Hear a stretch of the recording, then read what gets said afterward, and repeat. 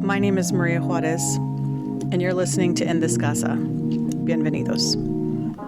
In this podcast, I aim to memorialize and honor my husband David's memory by exploring conversations about life and what it's like in my casa, and hopefully in other casas as well.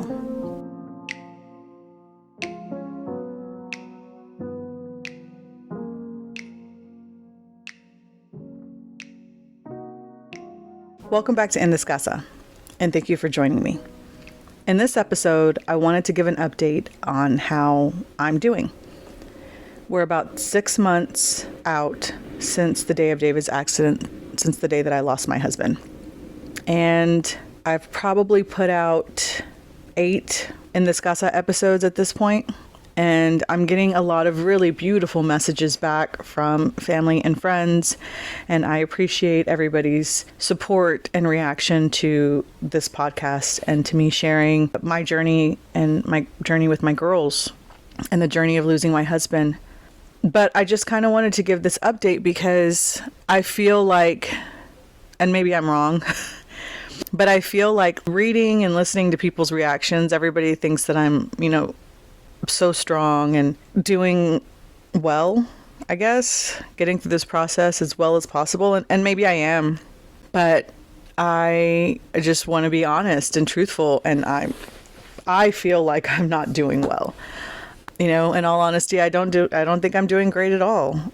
I don't know if I'm working hard enough right now. I don't know if I'm saying the right things to my girls or parenting them correctly.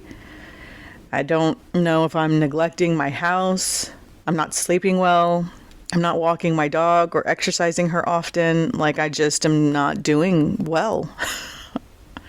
And maybe all that's normal. Maybe all of that is par for the course. Maybe I am doing the best I can. And maybe that is from the outside looking in a lot. From the inside looking out, it doesn't feel like enough. It feels like I'm struggling.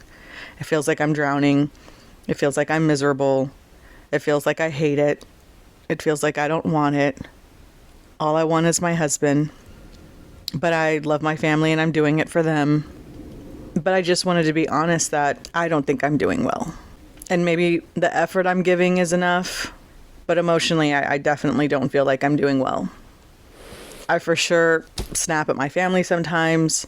I for sure am just acting like a recluse and closing myself up in my home, staying to myself. I for sure have no ganas to spend time with anybody that I wasn't already significantly attached to or spending time with in mine and David's life prior to me losing him. I don't have the desire to do anything. I don't desire to eat. I don't desire to go anywhere. I don't desire to talk to people. I don't desire to do anything except for to go to the cemetery and sit with my husband. So I just wanted to be honest. And I appreciate everybody's support. I appreciate the words of encouragement and the words of affirmation that people have been giving me. I appreciate it so much and so wholeheartedly.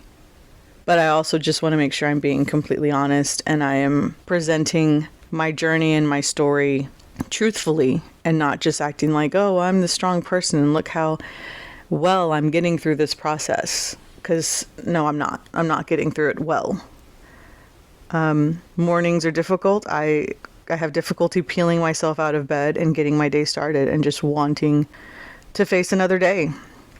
And really, I only do it because I have to check on my girls and get them started. And I want them to look at me and see me doing it and know that, they can continue to move forward. Because if I'm continuing, they can continue. We can continue together.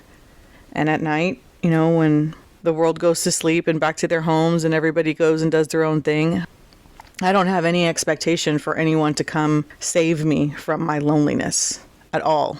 And I don't even desire that. What I desire is my husband. And at night, when it's just me and Raven, I'm lonely for my husband. And it's hard. And going to sleep every night without him is hard. And staying asleep every night without him is hard. And I just hate it. And I don't know how to move into a space of acceptance. I still feel like on any given day, I'm in denial of losing him. I go to the cemetery all the time to go visit him. I try to go every day. The cemetery is like a mile from the house. So I try to go every day, and because I just want to be near him. And sometimes I stand there and I look at the ground and I think, I know I placed him there. I was there when it happened, but I just can't believe that he's there.